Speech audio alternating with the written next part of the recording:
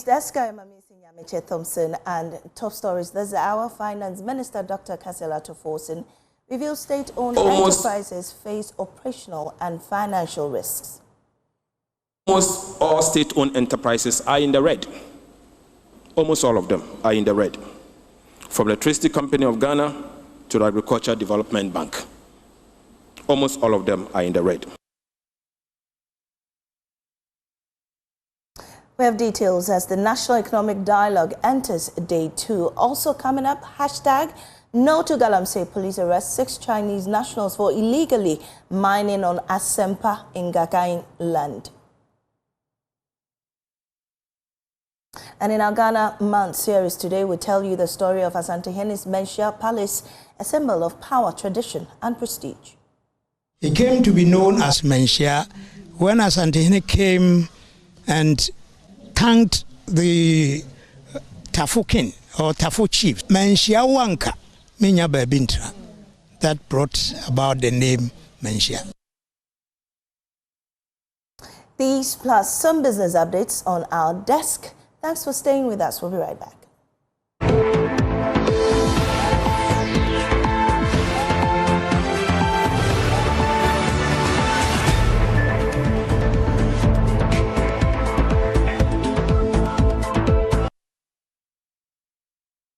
Welcome back, and we start from our Economic Dialogue series. And yesterday, Finance Minister Dr. Kasela Toforson has stated that Ghana is grappling with serious fiscal challenges, stressing the need for urgent and decisive action.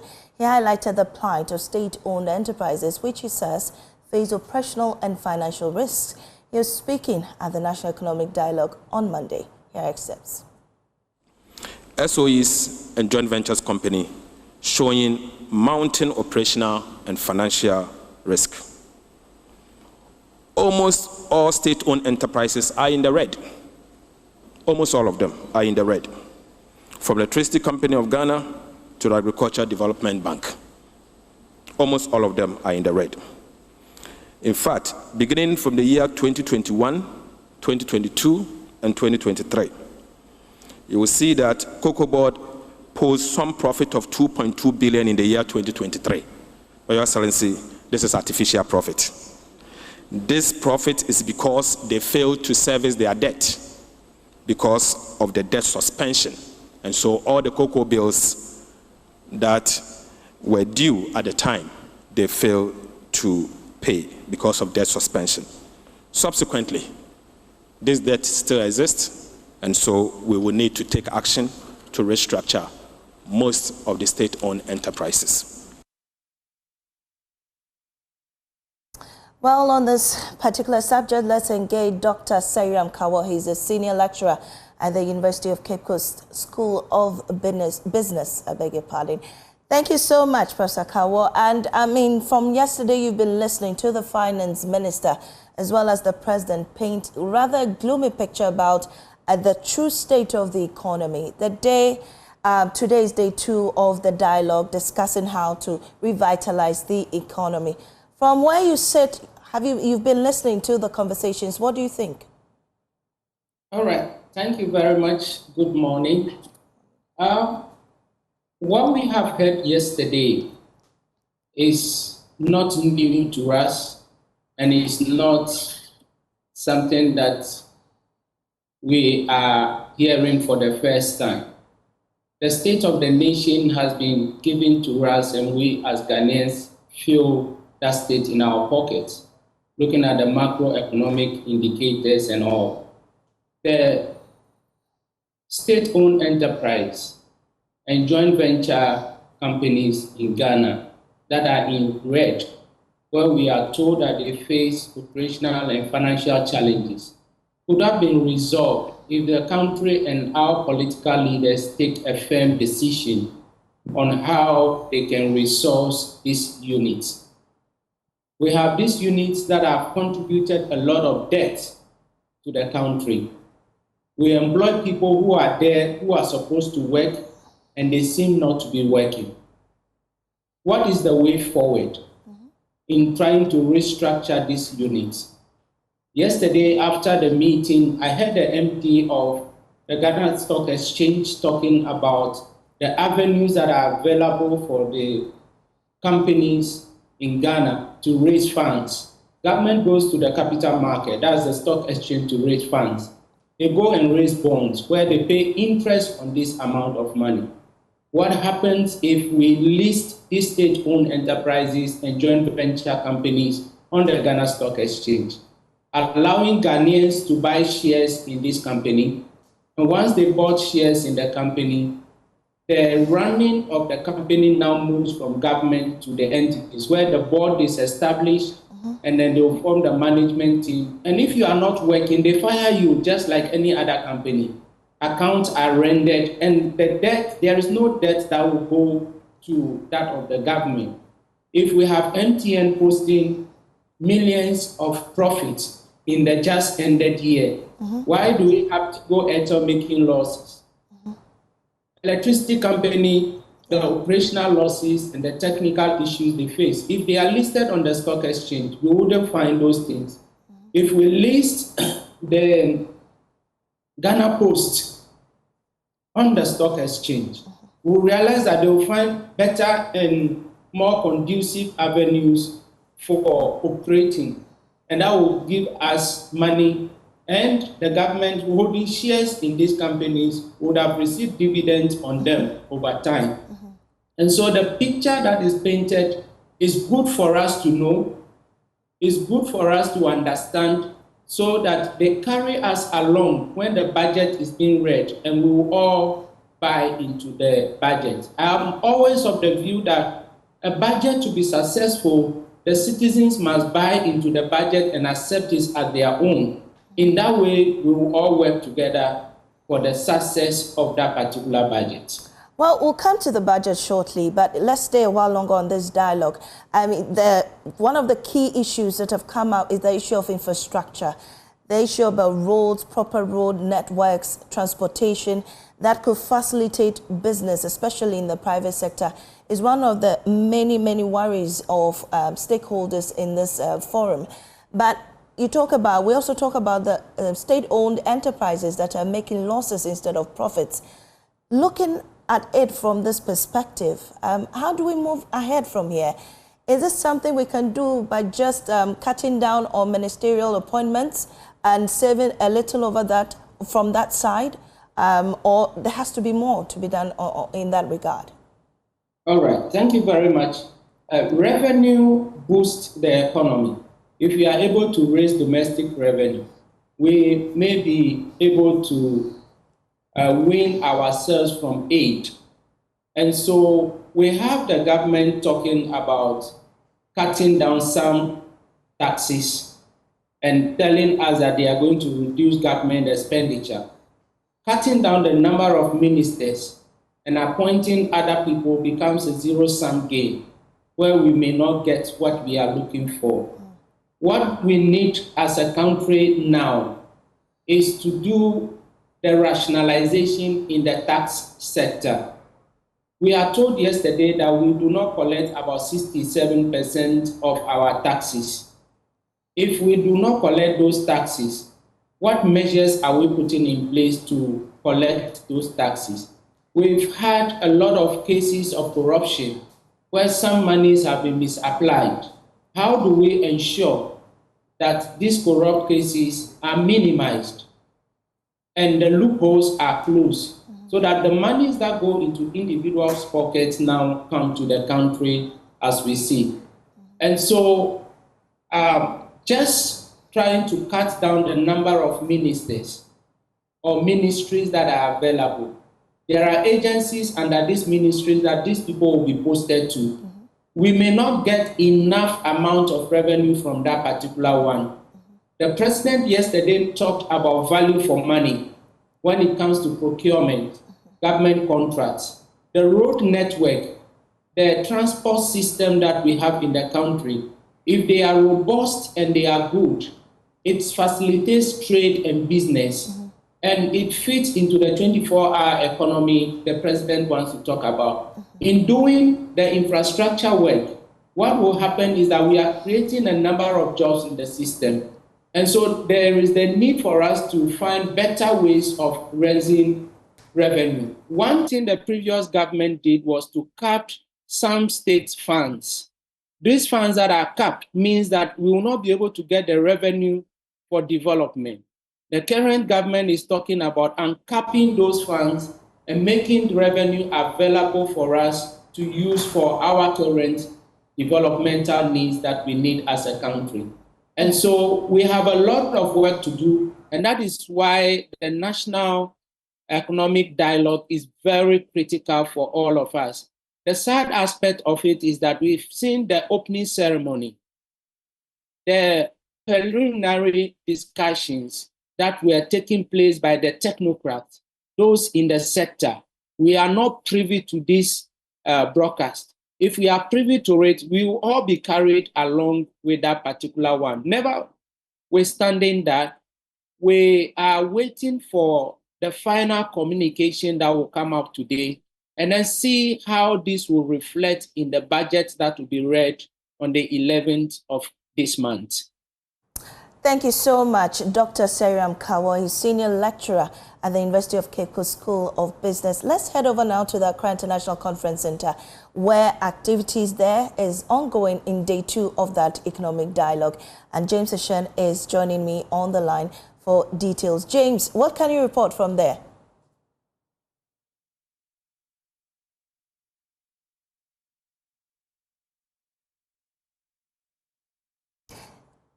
Let's try it one more time. James Ashen, if you can hear me from the Accra International Conference Center, what can you report on day 2 of the economic dialogue?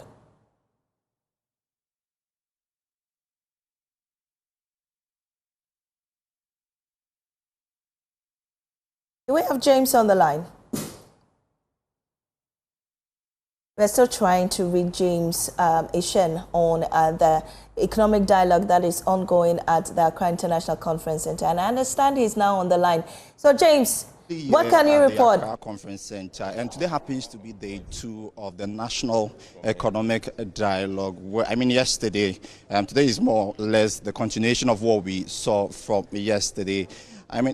This morning, they're running us through the breakout session where we'll be looking at areas like restoring macroeconomic stability and also infrastructure development. That has to be one of the most important areas of our economy. So basically, these 6 thematic areas is where this particular national economic dialogue will be really delving into for proper solution. Yesterday, we had a finance minister calling for some strict reforms. I have here with me one of the members of this particular committee, Professor John Gachi. Prof, day 1, we now happen to be in day 2 of this particular national economic dialogue. From day 1, what were some of the outcomes? Well, day 1, we focus on the state of the economy. That came out from the speech of the Minister for Finance and also from the President. They highlighted the areas of problem, the banking sector. They highlighted the problem of the engagement in the extractive sector, how we should recalibrate our taxes to give some kind of flexibility and enhance compliance to rake in more taxes. So those are some of the issues raised, including debt and debt management, and then efficient spending, productive spending, so that we cut down waste and are able to develop the country properly. So those issues came out. Then we break out into our thematic sessions, and then the chairpersons and then the presenters took the charge of those sessions and usher the participants into discussion. And when I went around, I realized that the people took it as a serious national duty, a responsibility that they don't want to fail. So they are tackling the issues as they ought to tackle them and providing solutions and then some innovative ideas as to how we should address the issues. I went around to structural reforms. Even as structural reform, they were seriously discussing tariff, electricity, what should be the unique approach that will benefit ECG as a company, that will benefit consumers and especially industrial consumers as we go along, and then so that we can have reliable electricity supply for our industries and the rest. So those discussions are going on. The private sector, they are discussing alternative ways, how we can deepen PPP, how we can take away bottlenecks within the PPP so that we can carry infrastructure on the neck of SPVs and not on the national budget, so that this issue of perennial discussion about you don't have a fiscal space to undertake construction of infrastructure, both fiscal infrastructure, ICT infrastructure, and the rest. Those things will now have a leverage for us under PPP. And then some private sector people were also discussing PPP in a way that the government will have no contribution in terms of money. And so all those issues are coming on board. So serious discussions are going on. There are issues with respect to infrastructure development. We've heard over time that abandoned projects is really costing us a lot. What's the way forward with respect to that? Yeah, abandoning projects is part of the indiscipline, fiscal indiscipline that we talk about. It's a part of the wastage that we talk about. And the way we package programs and then projects is also a problem. All those things are coming under infrastructure discussion. For example, if you are talking about Agenda 111, you know how the Agenda 111 came to be. Yeah. We were told 88 first in 18 months. We didn't deliver. Then we said, Ghanaians, I'll give you more than 88. So that's how the whole thing came about. We didn't look at the way we should program it in phases to be able to complete and then start getting value for it. So we are now going to see a situation where value for projects will have to be placed ahead of project execution. Of course, the Constitution tells us in Article 35(7) that as far as possible, we should ensure that project programs started previously are continued. But I think the President in his earlier engagement indicated that the projects will be prioritized within the space of the fiscal to see continuation of them. I think he has had discussion with I think the Christian Council members or so to see how they can come on board so that we can see those projects continue for the betterment of the country. So there is something being done about that. I'll come back to you. So that's the situation here. At the Accra International. And that was James Ishen at the Accra International Conference Center engaging Professor John Gachi, a member of the Planning Committee of the Economic Dialogue. We'll get more updates from there on day 2 in subsequent bulletins. Away from that, police at Jema and Assemkrom in the Western region have arrested 6 Chinese nationals for illegally mining on Assemkrom-Ngakain land. Eyewitnesses say the Chinese and their Ghanaian collaborators have been mining on the stretch since 2024. Let's get an update on this from engineer Ali Moro Fatoma, his conveyor at Assemkrom at Tim Anti-Galamsey Youth. And he's joining us now via Zoom to tell us what more is involved in this particular story. Reverend Father Joseph Blay, who is also an environmentalist, joins me on this discussion. We'll go to Father Blay first. Father Blay, how did this happen in the first place? I mean, you are there in the community, I understand. Explain to us how it happened. So thank you very much. Good morning, Madam, and good morning to all your listeners.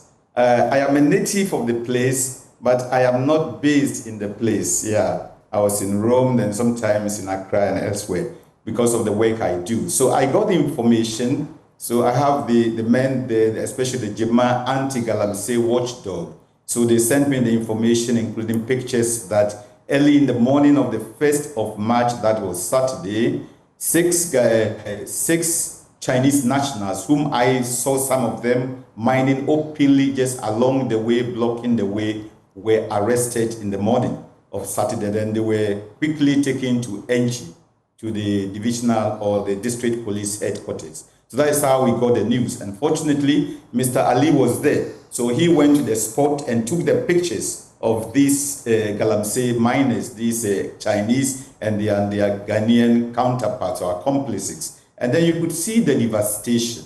And some of the pictures that we have right in front of the police. Okay. Yeah, they have even mined it on a school compound, about maybe 50 meters from the police station in Assemkrom. So the police have been looking on. And then there's one also mining right by the way, the road between Enchi to Elubo at Ngakain. So all these things, they are not even hidden, as if they have nothing at stake. So that is how we got the news. So I mean, there's been some arrest of 6 Chinese nationals. How about their local counterparts? Were they arrested as well? Not yet, and that is what we are looking for. So why, of course, it's a good news to arrest the Chinese, but you remember the Chinese ambassador once said there is no Chinese who knows our forests, who knows our rivers.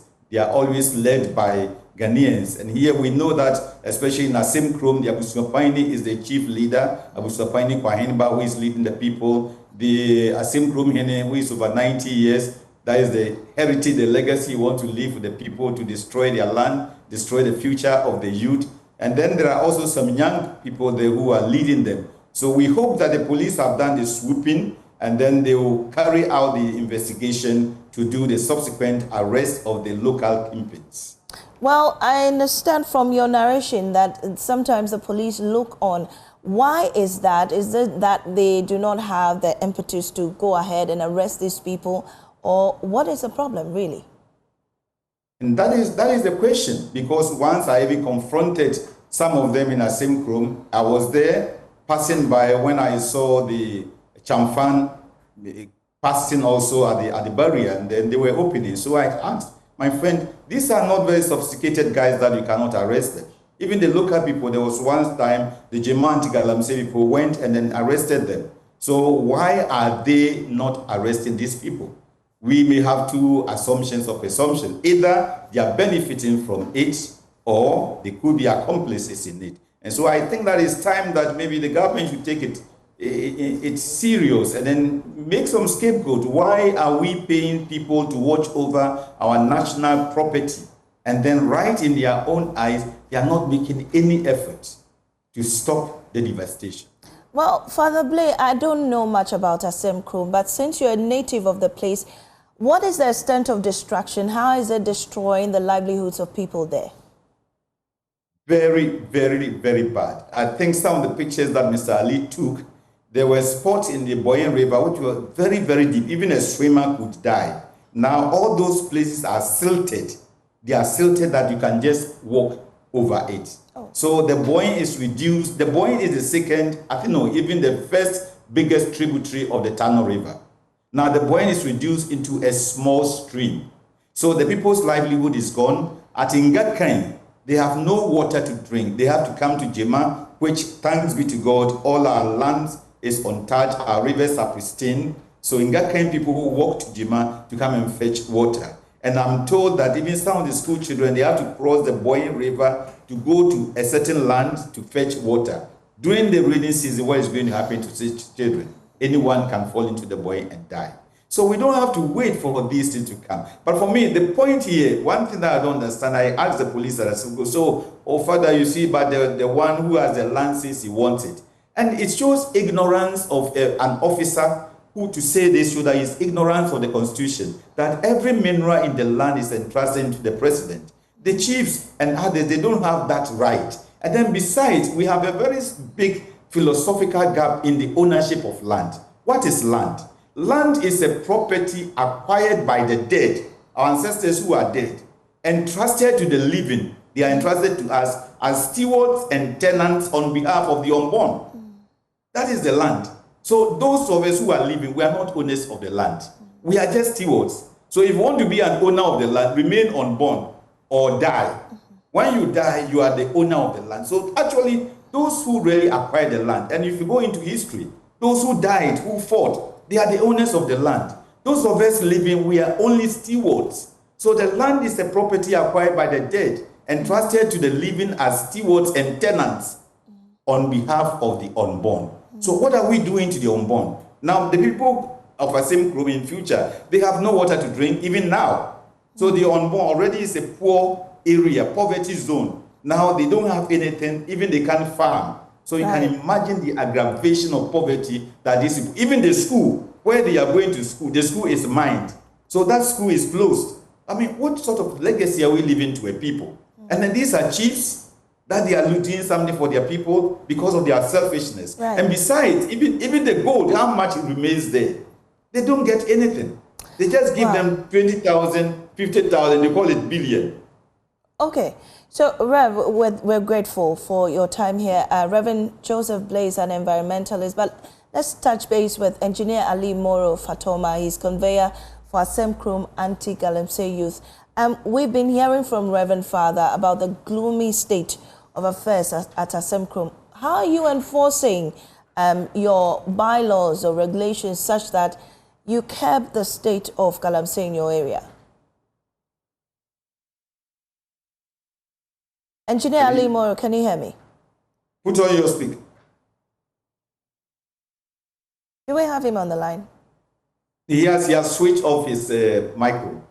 Tell him to put on the mic.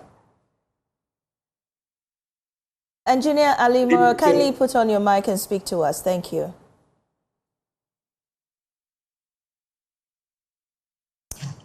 Can you hear you now? Yes, I can. So I was asking, there seems to be a very terrible situation in your area.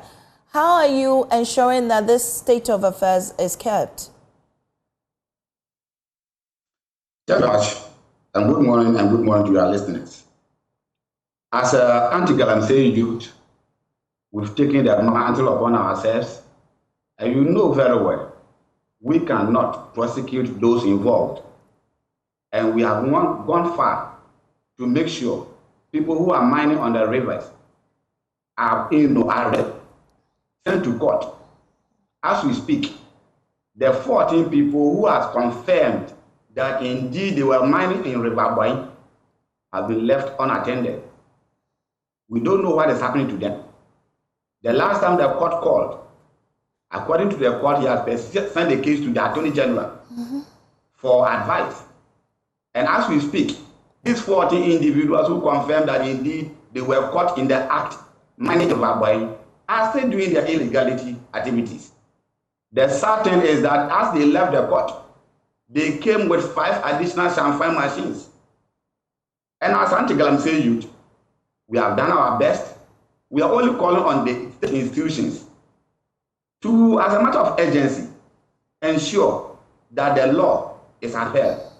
Other than that, the people in the same group, within the next 5 weeks or 1 month, I'm telling you, we'll have no option but to hear a series of stories. Recently, there was cholera outbreak, and as we go there, the place is nothing to write home about. Mine all over, rivers, streams. Ali, now, as I speak, end that point. What I'm saying is that as an anti-Galamsey youth, we have reported to the police, the regional police commander, the regional police commander, the district police commander, the station police officers. And the court is aware. What we feel is that they are not able to prosecute these people. And that's our perturbation. We feel so bad and we are not happy about it. But have you got any form of explanation from authorities why prosecution is delaying or some people are not being arrested? Seriously, it will surprise you that when you have people like the police officer stationed at the place, like Inspector Dankwa and one Sergeant Bismarck, collaborating with these Galamseyers. But Ali, before you go on, we do not have any evidence to prove that. Do you have any hard evidence to prove that they are collaborating with those engaging in Galamsey activities?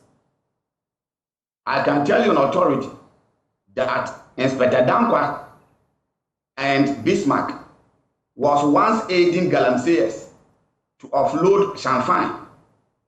Well, that is according to you. That is according to you. We do not have any evidence to prove that, and we dissociate ourselves from that. But I mean, just before you go, have you engaged your chiefs on the way forward, or even other authorities to move on from, prosecuting these people and getting them arrested? Our chiefs, Abusampaini, Chairman, the assembly members, they are beyond engageable now because they themselves are equally lubricating the processes of getting these galamsees in town so that they can get their share for them to cause more destruction.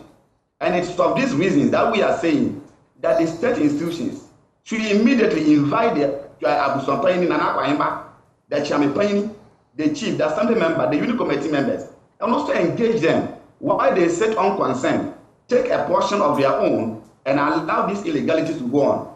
That's our preoccupation as an anti-galamsey youth. All right.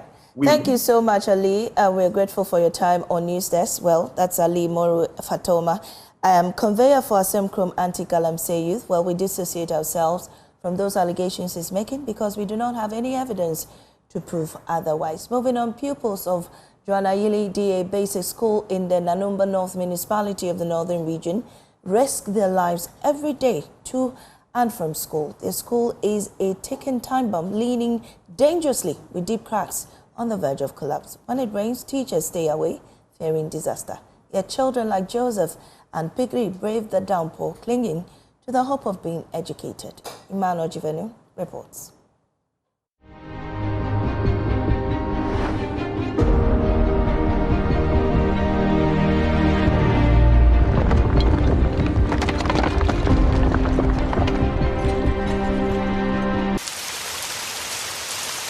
Joannyanyele, a farming community in the Nanumba North Municipality of the Northern Region, is soaked in rain. It is 8 in the morning and the streets are still quiet. For the children of Joannyanyele, these rains are more than just natural occurrence. It is a barrier to their education. This is Joannyanyele DA Basic School, a 3-unit mud block that has long passed its prime. It leans precariously with deep cracks threatening to collapse at any moment. Yet, this fragile structure is where the foundation of the education begins or ends. There is nobody in sight, and it appears there will be no school today. However, in my quest to satisfy my curiosity, I entered one of the classrooms. There, I met these siblings. How are you? I'm fine. What's your name? My name is Pambandilam. Which class are you? P4. Who is that? My name is Pickle Pamba. Okay, how are you? Yeah, fine, thank you so much. Joseph and Pigri braved the rain, arriving drenched, hoping school day will still begin. Pigri, the youngest, is visibly shivering from the cold weather. Her brother could not look on, so he removed his wet shirt to cover his sister in an attempt to provide her with some warmth. But their determination meets despair. The rain keeps pouring, and the building offers little solace. It is a chilling irony. These children seek knowledge, yet their shelter could collapse at any moment. The absence of teachers and students leaves the classrooms to the animals. With no doors or windows, the school serves as a refuge for livestock instead of children. The state of the school reflects the neglect suffered by the community's youngest learners. I'm curious to know how classes are held here when it rains. Unfortunately, the head teacher is miles away, sheltering from the rain like everyone else. So I decided to reach him on phone. He paints a grimmer picture of what learning in this structure looks like. Okay, am I talking to the head teacher? Yes. Okay. You are in your school. Will you be coming to school today? It is still raining. Okay, so when will you be coming to school? Monday. Oh, meaning that there's not going to be school today? It may be because some teachers in that community. And I don't know whether it is raining at that place or not. I can't tell. So if it is raining at that place, I don't think they can also go because they will not come out. The children cannot come to the school and the teachers too cannot go. Children, we have 2 of them here. Oh, you have 2 of them? Yes, and they are waiting for the teachers to come and teach them.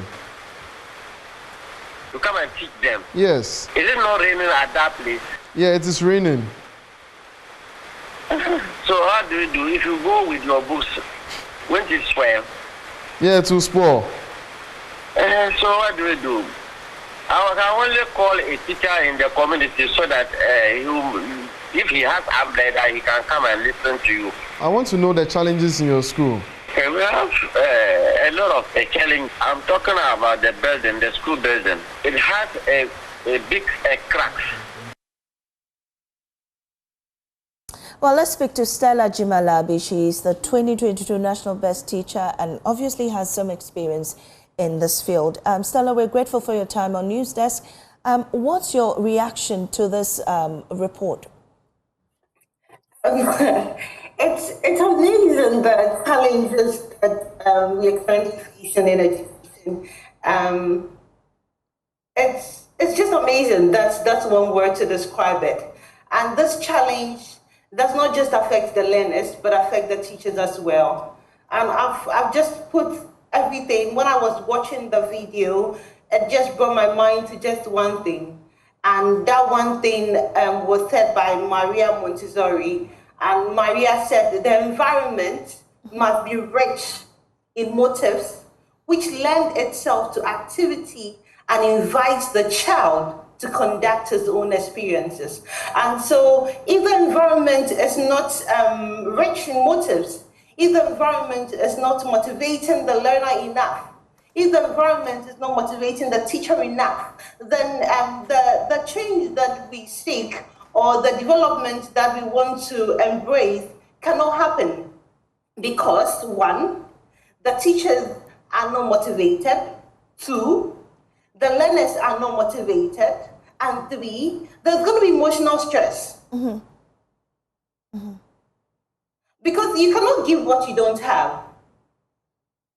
We want to give quality education, but we don't have the infrastructure. We don't have the resources. The classrooms are not there. And where the classrooms are, there are challenges, and that is what we can see right now. Indeed. And so it's amazing, and it needs to be addressed. Well, what's even interesting for me is how these 2 young lads get into the classroom despite the rainfall and still with that, energy to go and learn. Unfortunately, their teachers are not in school. Teachers from that community, has that always been the situation from where you sit? And what do they tell you when you interact with them? You can actually see the building as it's been displayed on the screen. And this building, it poses a challenge of collapse. Putting the collapse aside, it's raining.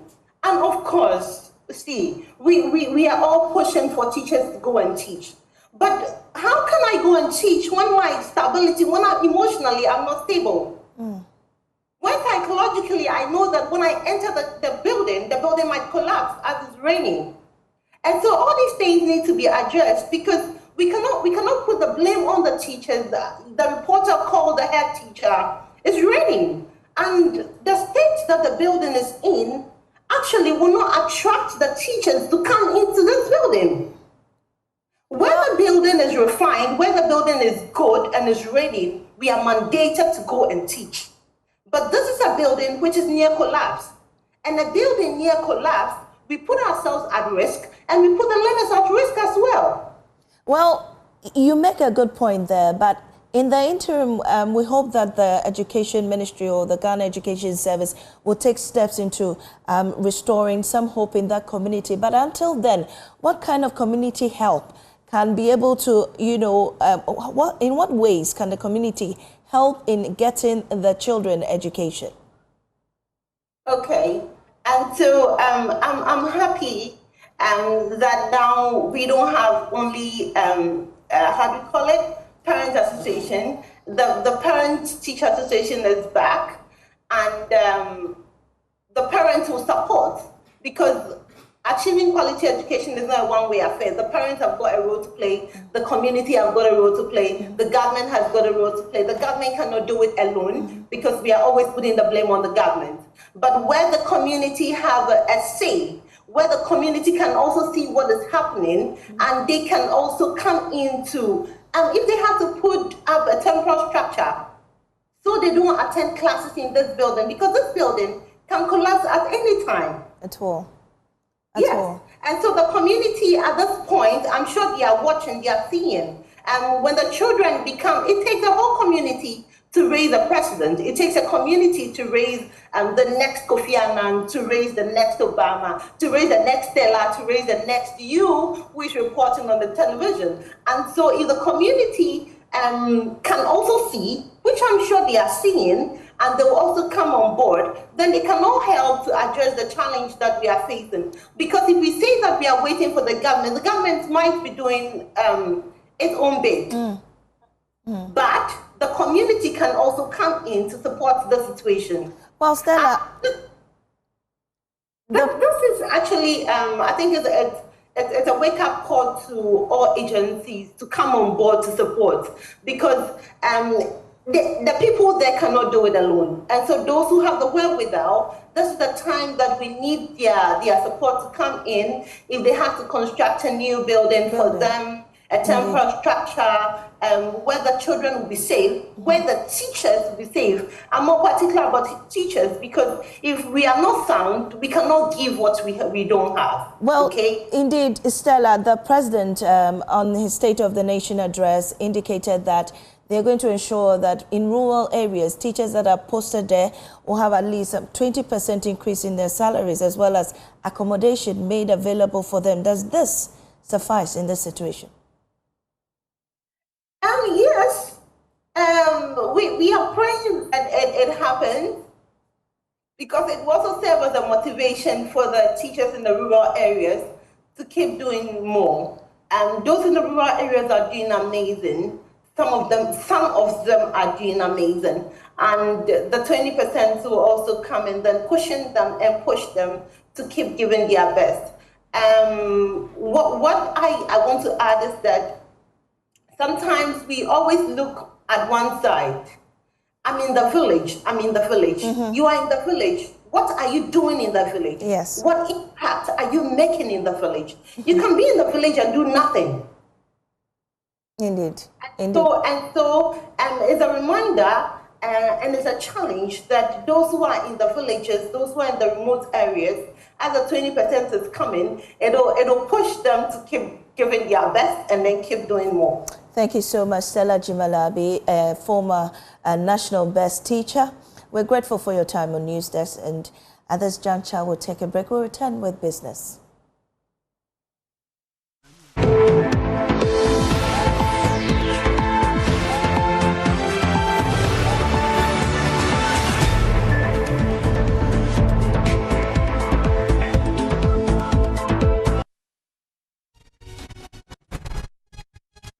Welcome back to the desk. We'll go now to the Hajj village where the Foreign Affairs Minister is.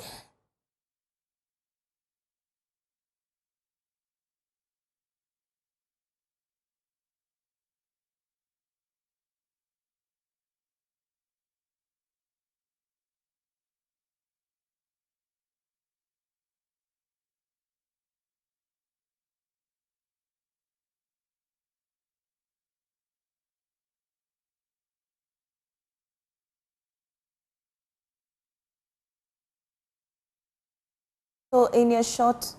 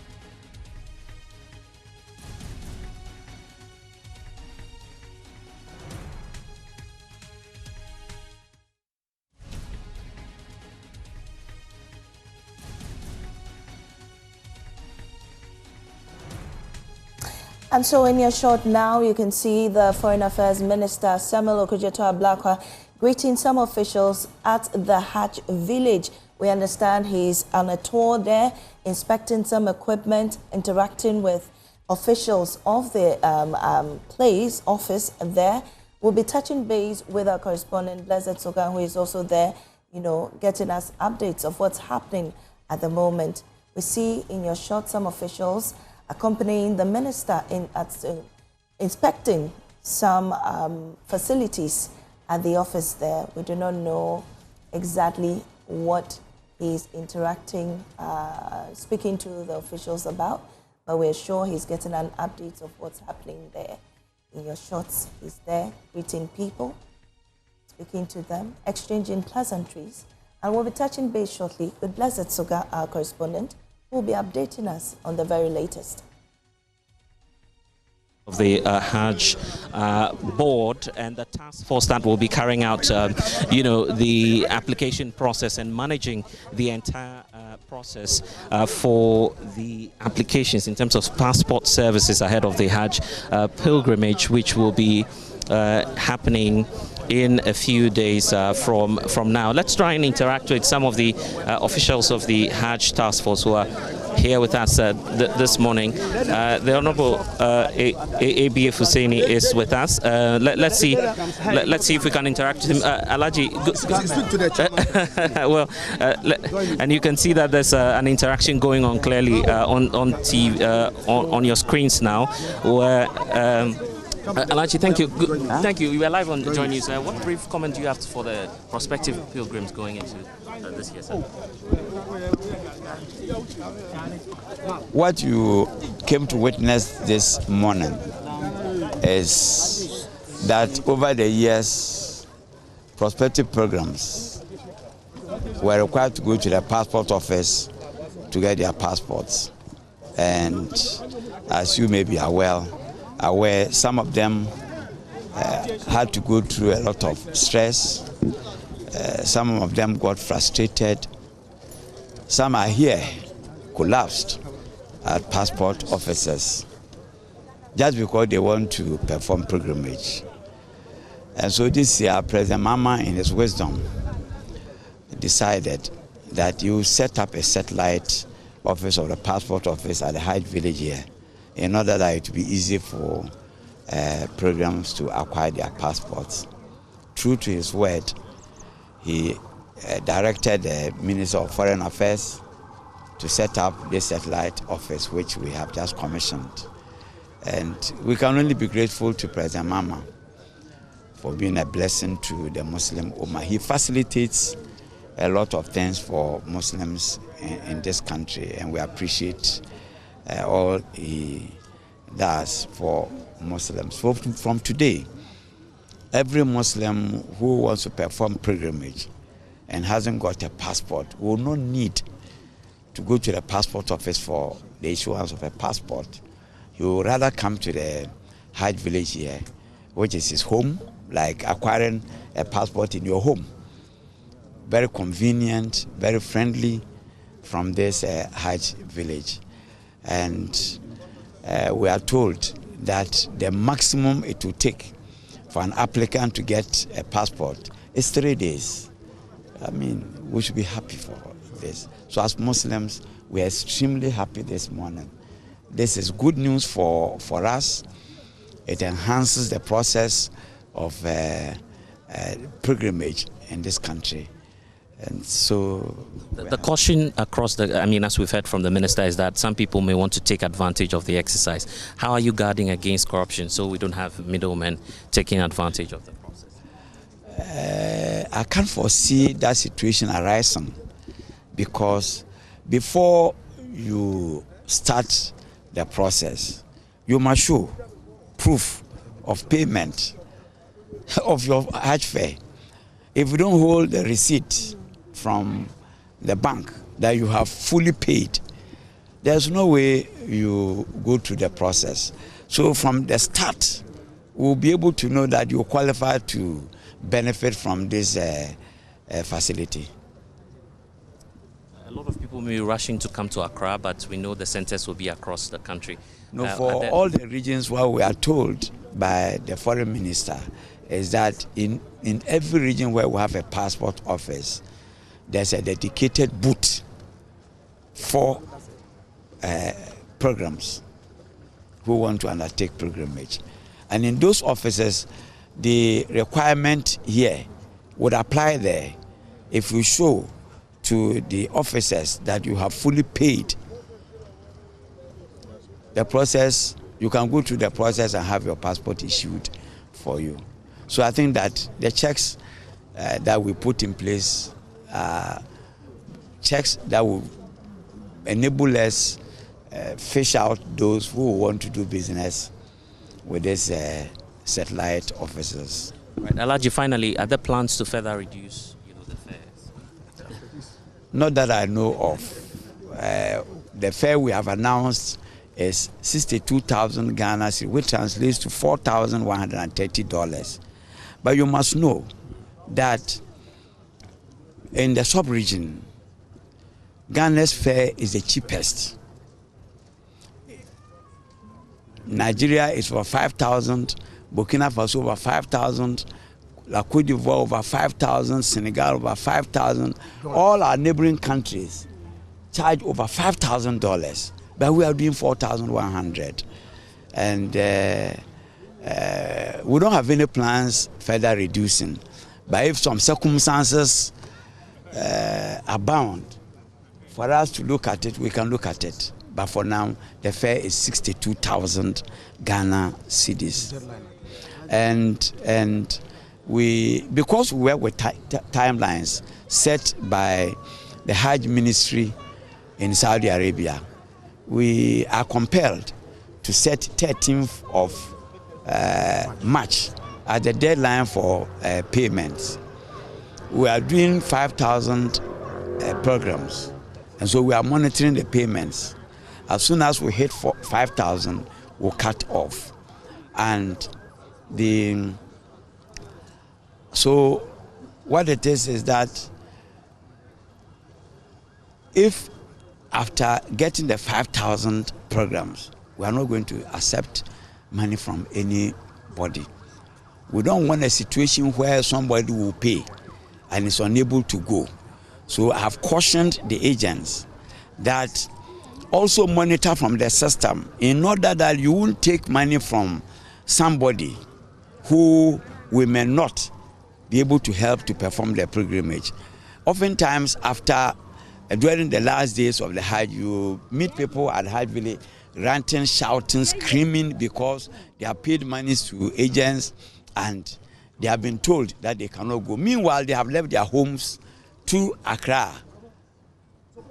We don't want that situation to arise. So we want to keep everything in